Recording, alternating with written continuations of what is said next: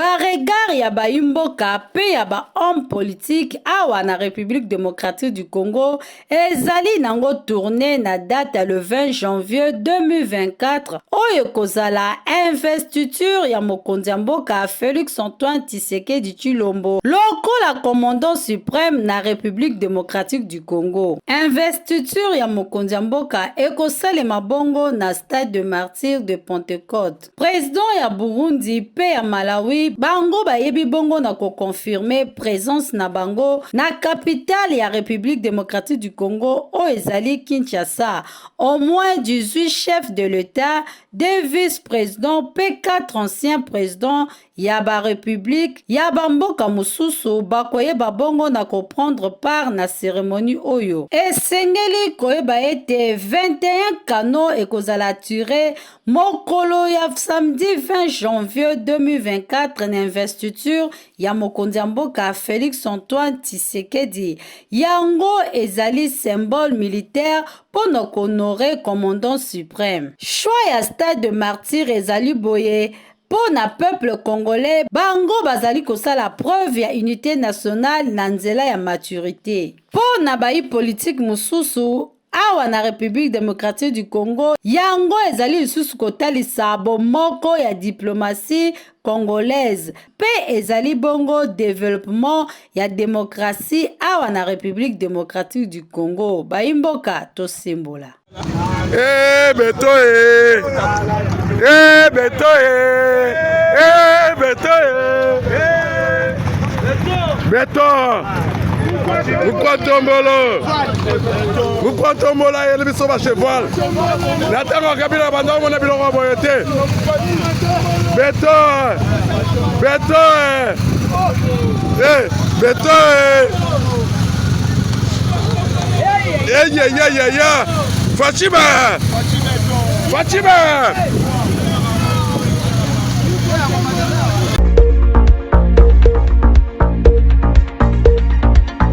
Président honoraire de la République démocratique du Congo, Joseph Kabila Kabange, le père de l'alternance, y azali notifié na prendre part na cérémonie et investiture.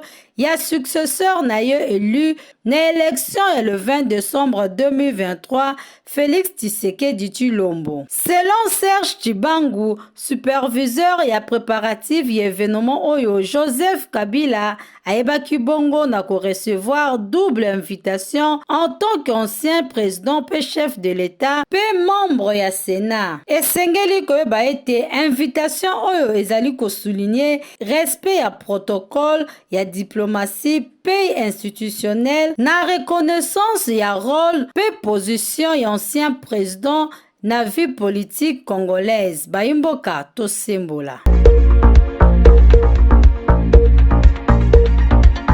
Bureau ya chambre basse ya parlement bazali ko invité ba députés nationaux oyo baza proclamé et pas la commission électorale nationale indépendante seni na mukuse na séance d'ouverture ya session extraordinaire ya début ya législature 2024-2028. Selon communiqué oyo eza signé et pas ya Christophe Mboso Kodia oyo azali le plus âgé na assemblée oyo na âge ya 82 ans. Ouverture ya session oyo ezali ko s'inscrire conformément na article 114 ya constitution ya République démocratique du Congo. Esengeli boyeba ete séance oyo ekosalema na palais du peuple le 29 janvier 2024 na ngonga ya 13h. Yango ekosalema na présidence ya secrétaire général ya Assemblée nationale. Bayimboka tosimbola.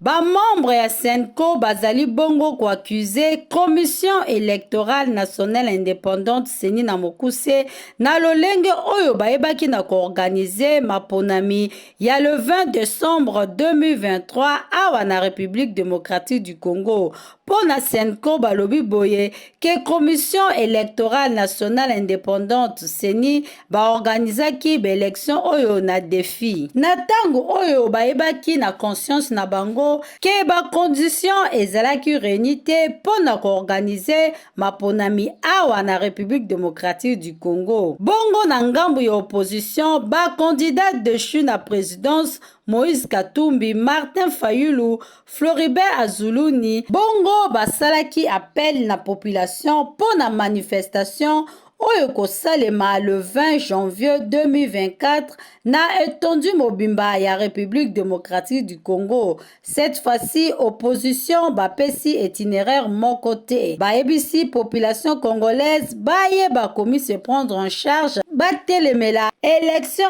oyo bazali ko considérer similaire. Yako kam ezali ete manifestation oyo opposition baponi kaka date oyo ekozala investiture ya mokonzi ya mboka Félix Antoine Tshisekedi Tshilombo. Par ailleurs, Moïse Katumbi ayebaki na koindike na nzela ya vidéoconférence que ba député na ye bakoye babongo na kosiéger te à cause ya machine à tricher. Na ngambo ya Martin Fayulu alobi boye compilation etikala nango kosalema te. Bélection oyo ezali nango véritable fiasco. Baimboka dossier ezali na ngambo na bizno bosembola.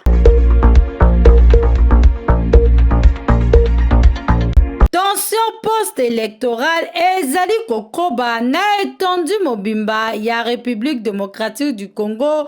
Ba sympathisant ya majorité bazali toujours ko continuer ko protester contre fraude pe corruption o esalemaki na compilation na ngambu ya commission électorale nationale indépendante. Confusion makasi ekoti na kati ya union sacrée oyo baimboka bazali ko comprendre te eloko nini ezali vraiment koleka na kati ya famille politique ya mokonzi ya mboka Félix Antoine Tshisekedi Tshilombo. Avant maponami esalema awa na République démocratique du Congo, union sacrée bango nyonso bazalaki même moral nde bakino balobaka bango nyonso bakendaki nzela moko na maponami na objectif moko ya kobimisa mokonzi ya mboka meilleur élu na République démocratique du Congo yango nde esalemaki na nzela ya ba urne. Kasi ya kokamo ezali ete tango tokomi na ngambu ya législative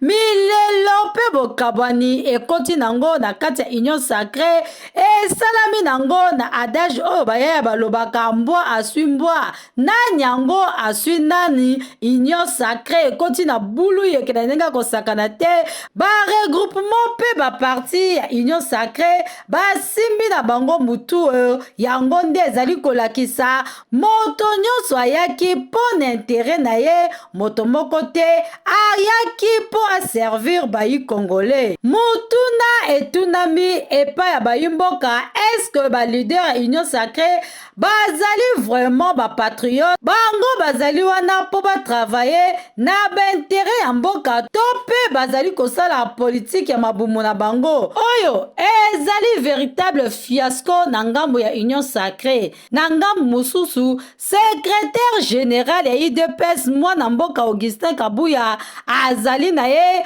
koseka Moïse Katumbi na ndenge kosakana te po na ye Moïse Katumbi président et ensemble ayebaki na ye na ko préparer élection oyo te azali même surpris na ba point oyo commission électorale ayebaki na ko attribuer ye. Makambo oyo ezali koleka awa na République démocratique du Congo ezali kotalisa ete esengeli vraie réforme esalema na kati ya classe politique awa na République démocratique du Congo. Baimboka tosemboli. Peter Kazadi ayebi bongo na kotourne page ya Ngobila oyo azalaki bongo na tête ya ville province ya Kinshasa uta na mois d'avril na 2019. Jantini Ngobila Mbaka ayebaka bongo na koinitie ba projet ebele na mayematali salubrité awa na ville province ya Kinshasa kasi yango epesa nango résultat palpable moko te sur terrain. Ba problème oyo ezalaki décrié yango etikala kaka bongo, esengelaki kaka erreur moko ya mukie po bayeba na kosuspendre ye na poste na ye ya gouverneur ya ville province ya Kinshasa.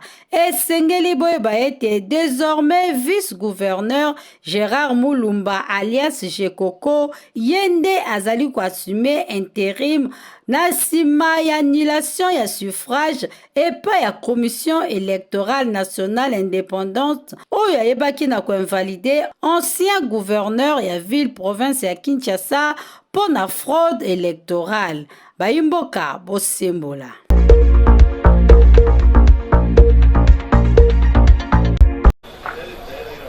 Très important pour la population de la ville de Kinshasa, avec l'autorisation du commissaire provincial, le commissaire divisionnaire adjoint Blaise Kilumba Limba, qui en ce jour me relance encore sur terrain à ce qui concerne nuisance sonore. Vous savez, tous les jours, on essaie de rappeler aux gens que tout le monde a droit de respecter le droit des autres. Mais nous avons constaté qu'avec nuisance sonore, ça nous empêche de bien travailler, ça empêche la paix de tout le monde, la quiétude de tout le monde, parce que tout le monde ne peut pas se reposer et se mettre à son aise. Et comme nous savons tous, les enfants ont droit de repos après l'école. Et avant même d'aller à l'école, donc ils doivent bien se reposer, ça veut dire bien dormir. Et pour bien dormir, il faut qu'il n'y ait pas de bruit. On a des problèmes avec des personnes âgées, des personnes vulnérables qui sont aujourd'hui malades mais qui ne savent pas se reposer parce qu'il y a des bars par-ci, par-là. Et ces bars même nous empêchent de savoir qu'il y a des coulounes derrière, il y a des coulounes à côté. Et quand les coulounes se battent, on ne sait pas, la police n'est pas en mesure directement de capter la situation parce qu'il y a tellement de bruit. Nous sommes encore sur terrain, nous nous relançons sur terrain avec l'autorisation de la hiérarchie. Vous qui avez l'habitude de jouer de la musique à outrance, vous qui avez l'habitude de mettre plutôt des musiques obscènes, des danses obscènes et des commentaires obscènes, prenez soin, vous les tenanciers des bars, prenez soin de gérer vos DJ. Pour ne pas dire que j'avais dit à DJ, ce n'est pas de ma faute. On va procéder à l'arrestation, aux interpellations des tenanciers des bars et aux saisies des objets qui nous empêchent d'être en paix. Alors, je mets en garde tous les récalcitrants parce que les gens ne coûtent toujours pas. Même s'il y a les informations au préalable, vous faites toujours semblant de ne pas avoir l'information. Ce n'est pas nouveau, vous avez toujours entendu parler de ça. Et nous sommes encore sur le terrain. J'insiste sur le point. Vous qui avez des mégaphones, de baffles mis dans de ronds-points, dans de milieux où ça met tout le monde mal à l'aise, prenez soin de faire disparaître parce que sur le terrain, dès que la police sera là, il va procéder. Alors, ne pensez pas que on va vous saisir l'objet aujourd'hui et vous allez venir reprendre ça demain. Non. Si on saisit ça aujourd'hui, c'est après un mois qu'on va analyser votre situation. Avant de terminer, je voudrais aussi rappeler aux parents, vous qui avez l'habitude d'envoyer vos enfants âgés de 12 ans, 13 ans, 10 ans, pendant la nuit, il y a des femmes dangereuses aujourd'hui, les femmes Otobengaka Basi Ndumba, qui se sont installées partout dans les milieux où ils allaient, voiture, Koufa, garage, banini. Ces femmes-là sont en train de proposer la sexualité à vos enfants. Les enfants font des va-et-vient parce que ma maman n'a pas besoin d'apprendre bango, makambo ezali amabe. Je vous dis toujours, à ce qui concerne la sexualité, il n'y a pas de tabou. On doit expliquer à nos enfants tout pour comprendre, surtout pour pas na mabete. Les lois, on a enregistré beaucoup de cas. Oh, moi, la batinda qui a son balipa, a 1000 francs à lipa, à qui vous payez yango, moi, si Ndumba, parce que moi, si Ndumba, la qui est à Kola, qui c'est ma camounine, au basalaka. Talandenge, mokilezo, qui est de la mabe. Alors, na kati nyo surtout, na tamu nous en sonons mutu que zo tambola, ceux qui ont écouté na yo, moi, si Ndumba, oh, termine na quoi, pour baby sa bana ya ban. Alors, j'insiste sur le point de dire que aujourd'hui, là, nous avons encore relancé pour l'année 2024. Yo muto yo kakate. Yo muto yo mesali ko tia mutu makase. Tango komona la police iboso na ko kama to lo bakena yo kakite. Parce que ezali kambo ya sikate, to su to lo bango, to lo bakango pe to za ko continuer ko lo ba. bana na biso bana besoin ya kimia, bana na biso bazana besoin ya kozwa makambo ya malamu kokotela mutu eliwe kokotela ba bêtise. Lelo tokomi oleka boye libanda muzindo pemele pene zamba na likati rouge babiloko ala nyonso to on apprend rien aux enfants. Par contre ba bêtise ezokotela mitu ya bana et qu'on les na ba internet même chose on les partout bana baza na place ba kozwa makambo te notion ya civisme eza lisusu te. Alors yo muto ko kangama mutali boso ndo ko yeba kofungola nzela ya baningo bakoya sima mutu nyonso tu akolanda message oyo kabola ngo na moninga no parce que za pona yo te po moninga zala surpris talo bake bayebisa kinga iteke likambo songolo ekosalema. À bon attendeur, salut. C'est de la part ya commandant unité spécialisée de protection de l'enfant et de lutte contre toute forme de violence basée sur le genre. La carte de violence, on a la violence locale, aux alliés psychologiques, aux alliés qui touchent les personnes vulnérables. Commissaire divisionnaire adjoint Blaise Kilimbalimba ayebaki bongo na kotalisa epa opinion publique batu nyonso oyo bazali interpellé na opération spéciale oyo ezalaki ko consiste ko traquer ba jeune délinquant oyo tobengaka kuluna bango bazali soupçonné na meurtre na kidnapping na détention illégale ya Minduki. La police ya ville province ya Kinshasa ayebaki bongo na ko rassurer population kinoise bazali ko travailler po ete ba kinois na ba kinoise bayeba na ko vivre na kimia na kati ya ville province ya Kinshasa. Esengeli koyeba ete ba disposition sécuritaire nyonso ezwami na ngambo ya la police po na opération o babandi intervention pe implication ya la police ezali makasi pamba te batie bamituka oyo kozala na disposition na bango po na ko résoudre situation oyo ya bakuluna baye bazali kokoba koseme terreur na ngambu ya population na ba quartier mususu baye bakanda kobima tongo te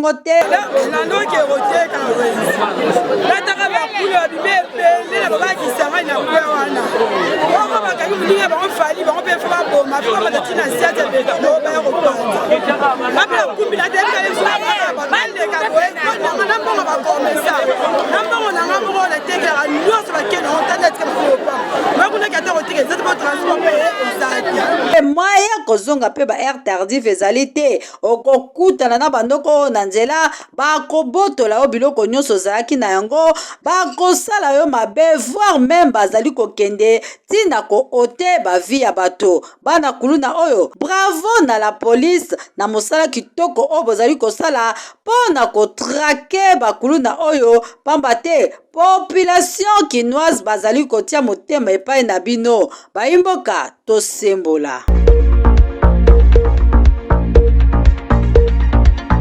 Likambo ya sécurité ezali ko battre record na nenga kosakana te awa na République démocratique du Congo tozali na commune ya Ngalema na quartier Minza Delvaux na Lalu kulu na moko na kombo ya Général Fali azali ko semer terreur na population na nenga kosakana te mosala na yezalaka ko botola biloko batu ko kotela batu na mandaku ko violer bilenge basi pe ba mama. Cette fois-ci population ya Lalu balingelaki ye boule bakangaki ye pe bagenda kotika ye na maboka la police. La police a son chargé na ye boyokane basemboli na micro ya magazine bayimboka. Kangi général ya commune ya Ngalema na Lalu kuluna ye Fali ya kuluna ye papa ezosenga takende prison akonda kota abima ye akufa makonti donc talela biso likambo oyo soki yasiyo okobika te babiloko ebele tozana basicatrice ebele mpona ye boyokela biso mawa na Ngalema na Lalu tozoniokama bato bakima quartier. Alors papa tolemi makambo ya kuluna esilaka te bataboso bakangi bango babima kaka so bapesi mbongo babimisi olingi kaka so population si batabo baboma bango po babotoli bamama bato babiloko babomi batu basala bamordone so bakangi bango batisi bango na kideto babima kaka tosengi mpena kende tourne ake boye azonga te akende mpena place osala bilanga mpena soti basala alinema mabe po akende tolembi ye ono ndenge boye aloka mama ndokufali wana ngai na bali vendredi pe samedi lundi le mede mardi mede mercredi de jeudi kobima beti wana bana kirine bayibinga biloko nyonso bayibi biloko nanga nyonso ya ndako ndaka bakado nyonso bapesaki ngai na biloko eza na ndako nyonso tobake nango lise ezali yango nde nana nde wazuye eza bien na pusuku etina suka mpe bilo nanga ebima mwana nde azana amupena koyokela matata ali acriminel mwana nde azana acriminel mpena nanoki erotieka nataka bakulu babime ebele na babakisanga na kwe wana oko bakangi moninga bango fali bango mpe fo baboma fo batati na siate beto baya kopanza bapela kumbi natebaleka boyenanga na mbongo bakomesa na mbongo nanga moko natekelaka nyonso bakende ontandatika bakopa makunaki ata kotika ezati po transport mpe ezati biso magazine bayimboka tozali kosenga epa vpm intérieur Peter Kazadi ayeba na kotala dossier ya bakuluna oyo pamba te population kinoise bazali konyoka manenga kosakana te surtout na bacommune urbain ya ville province ya Kinshasa kuluna zali kobundama na ndenge kosakana te likambo oyo ezali kosala kitoko te. Ministre intérieur esengeli azwa bamesure makasi mpo bayimboka babika na kimia.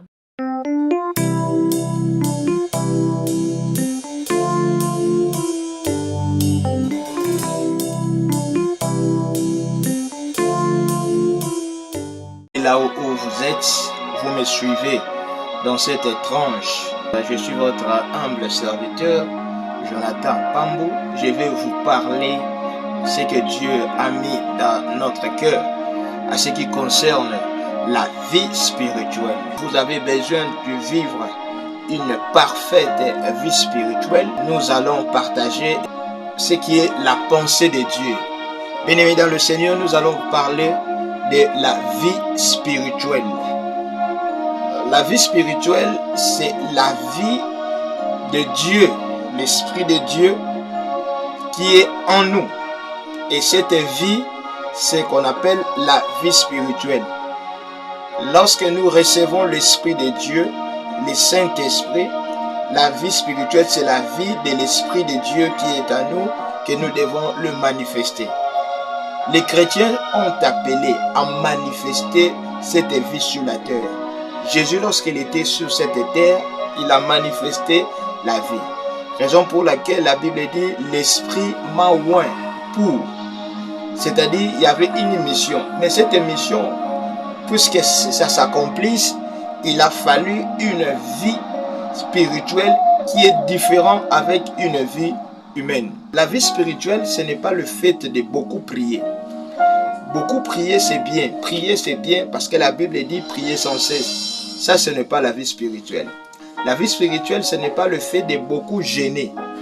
Ce n'est pas le fait de beaucoup donner les offrandes ou des dîmes qui consiste de la vie spirituelle. Non. La vie spirituelle, ce n'est pas le fait de devenir, par exemple, un magicien ou un sorcier. Non, ce n'est pas la vie spirituelle. Là, n'a rien à voir avec la vie spirituelle. Mais la vie spirituelle, c'est quoi? La vie spirituelle consiste à quoi? Lorsque Dieu travaille dans notre cœur par sa parole. C'est-à-dire, Dieu travaille dans notre cœur par sa parole. C'est ça la vie spirituelle. La Bible dit dans le livre de Romains chapitre 4 verset 19. Et sans faiblir dans la foi, il ne considéra pas que son corps était déjà usé, puisqu'il avait près de 100 ans, et que Sarah n'était plus en état d'avoir des enfants. Ça, c'est, on parle d'Abraham. La Bible dit, Abraham ne considéra point son corps. Il a cru à celui qui a fait la promesse. Il a cru à la fidélité de celui qui a fait la promesse. Or, la promesse a été faite au travers de la parole de Dieu. Abraham a commencé à considérer la parole de Dieu dans son cœur et la parole de Dieu a commencé à travailler dans son cœur. Raison pour laquelle Abraham ne regarda plus, son corps était déjà usé. Quand nous avons la vie spirituelle, nous n'allons plus regarder les circonstances que le monde nous présente. Quand la vie spirituelle est réelle dans notre vie, le péché perd sa réalité. La maladie perd sa réalité, les blocages perdent sa réalité, la mort perd sa réalité. Et tout ce qui est comme un souci qui est placé en nous perd toute sa réalité. Là où la vie spirituelle de Dieu est réelle, le corps perd toutes ses réalités.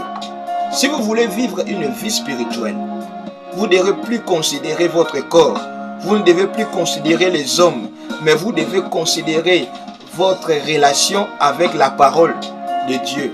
Si votre relation n'est pas basée, fondée sur ce que Dieu a dit, vous allez souffrir et ce sera très difficile, qui que tu sois, de vivre la vie que Dieu a destinée pour votre vie. Même si tu es malade, tu peux être guéri lorsque votre vie spirituelle est en contact avec Dieu. La foi trouve la place dans un cœur où il y a la parole, mais l'incrédulité trouve sa place dans un cœur où la parole de Dieu n'a pas été crue. Beaucoup de gens veulent vivre l'expérience avec Dieu. Ils prient beaucoup, c'est bien. Mais si votre relation avec Dieu n'est pas basée avec la parole, vous n'allez pas vivre ou expérimenter la vie spirituelle.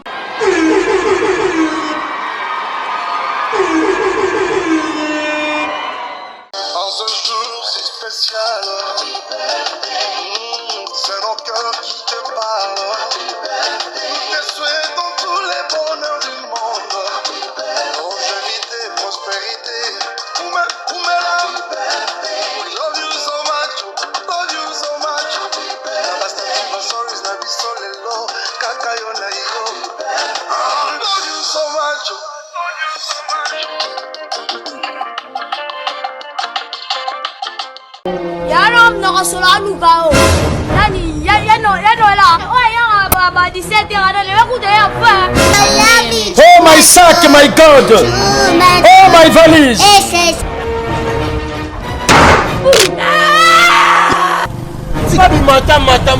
Mata.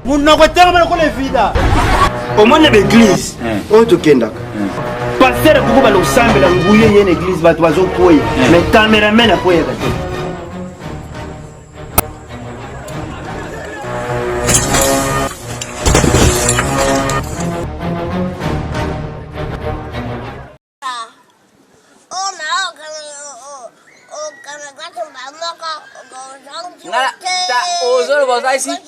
Yo ozo kende mi meto ya ko pe bai. Bisola to tanga sika mako le yo. Yo eli bisola to tanga le yo. Bisola to tanga 3e na dede mo te. O be bele wala. Na dede mo. Ah ta ko. Asa ka no e. Dala. So ga me ki beta e. Travailler, remets la peine oh. C'est les pas qui m'ont jalé moi. Na beta libanga pote na zuwa solo. Na motaji na yonde na spili photo. Na bala ka bibi e ko le file bele ko.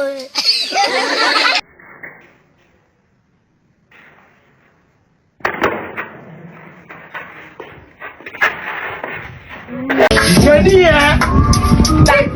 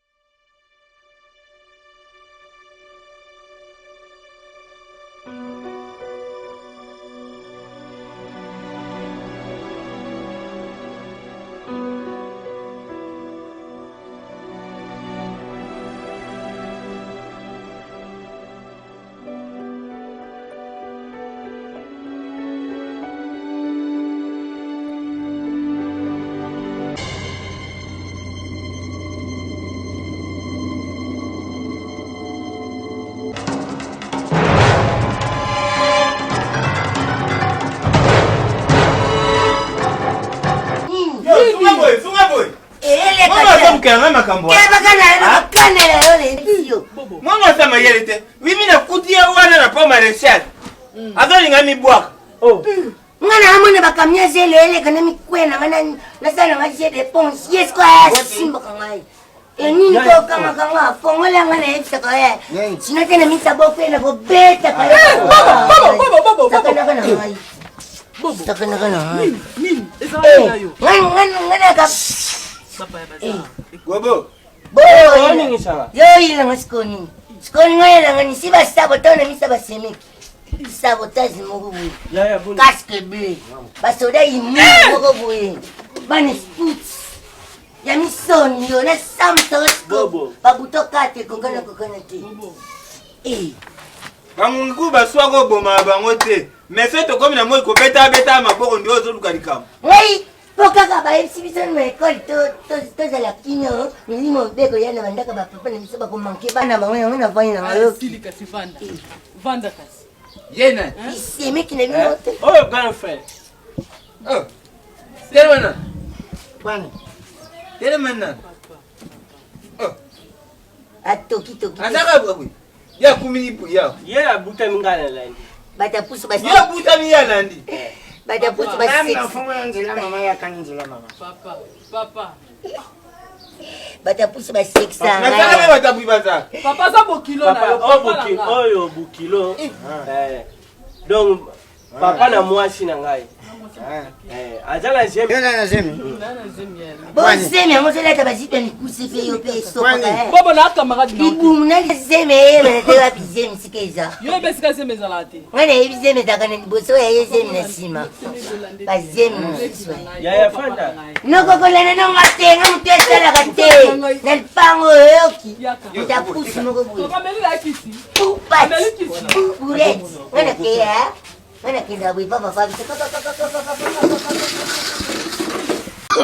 Oh, no.